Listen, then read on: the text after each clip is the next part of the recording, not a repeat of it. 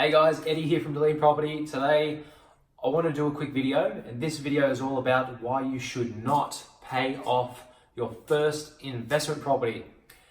This is probably going to shock a lot of people when I share my thoughts on this, but it's one of the biggest mistakes that I made when I was first building my property investment portfolio. What basically happened behind the scenes, if I was rewind almost 10 years ago, I'm 28 years old, I bought my first property at 18, and after 1, 2, 3 years of owning that first property, I had the old school mentality. And a lot of people learn this from, unfortunately, the parents or family, relatives and all that other kind of stuff. The conservative way is buy a property, pay it off, have no debt, debt's bad, etc., etc. What I've learned today is a little bit different, and the way that I look at things now in terms of investment perspective is a lot different. What I would tell myself, I'll try to keep this video short and sweet, but what I would tell myself back then is to not pay it off as quickly as possible, not put extra money in that first investment property, not try to pay it off as quick as you can, especially in the first 5 years. So it depends what a person is after, long-term, what their goals are. But a lot of people invest in property because they want to create wealth. They want to build a better future for themselves and their family. So they might want to replace their income, have more options in life. They might say if someone's earning, let's say, $100,000 a year. A lot of people invest in property and start investing in property because they think subconsciously in the back of their head that maybe in 10, 15 or 20 years, if I invest in property now, in 15 or 20 years, those properties might be able to give me 100K income so that maybe I don't have to work in 10, 15 or 20 years. Maybe I can go to the beach. Maybe I can spend more time with my family, friends, or maybe I can only work a little bit less because I don't want to work 6 days a week. A lot of people don't want to work 6 days or 5 days. Maybe they want to have more options. So why I would tell my younger self, go back in time, don't pay off that property as soon as possible, is because if you crunch the numbers and actually look at what one property or two properties paid off will give you, quite frankly, it's generally not enough. It won't give you that 100K income in 10, 15 or 20 years. It will not give you that. If you crunch the numbers, depending on what properties you're buying, if you're buying a property for, let's say you buy a property for $500,000, and that $500,000 property would rent for $500 per week.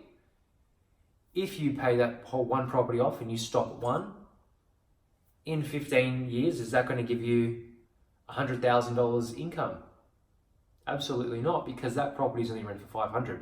Even if it goes up with inflation, and then it starts renting for $800 a week or $1,000 a week 20 years from now, that's still only going to be $1,000 per week gross, minus council rates, water rates and expenses. Say with no loan, you might only net $750 or $800 per week from one property paid off.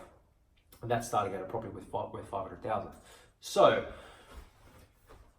what I would do and what I have done, what's worked best for me, is by reading books like Rich Dad Poor Dad, reading property investment books and all that other kind of stuff. And I've got a free ebook that is over 100 pages of just all the knowledge and information I've learned over the years. So I highly recommend checking out. It is completely for free, just on my knowledge of building my portfolio to 16 properties by the age of 27, 28 now. But what I would tell myself is you've got to first, especially being a young person, if a person's under 35, under 40, they've still got time, especially if a person's in their 20s. If I was starting again, I would tell myself not to pay down the debt on that first property as soon as possible. I would tell myself to pay the bare minimum and continue saving. Instead of putting that money into the loan, I would keep that money and buy more properties with it and expand and then grow a large portfolio of 5, 6, 8 properties, because together those properties are going to have strength. Those properties are going to have streams of income. You might have 5 properties as an example, rented for $400 per week each, then you have $2,000 per week in rental income coming in.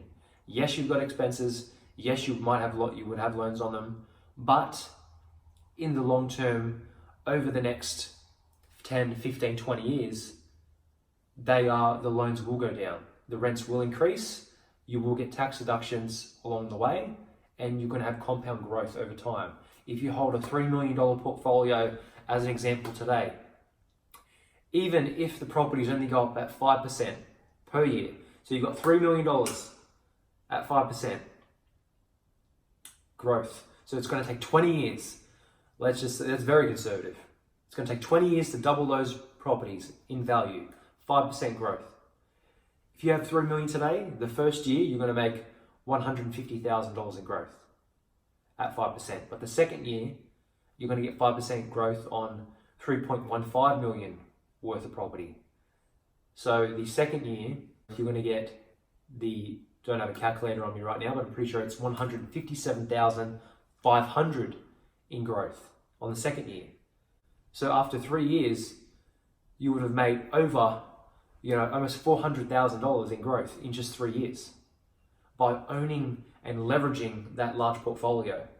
So if I were to go back in time, I would continue to accumulate properties, especially being young, safely, securely, buying below market value, metro areas with growth, and a high rental yield, and try to take all the emotion out of it as always.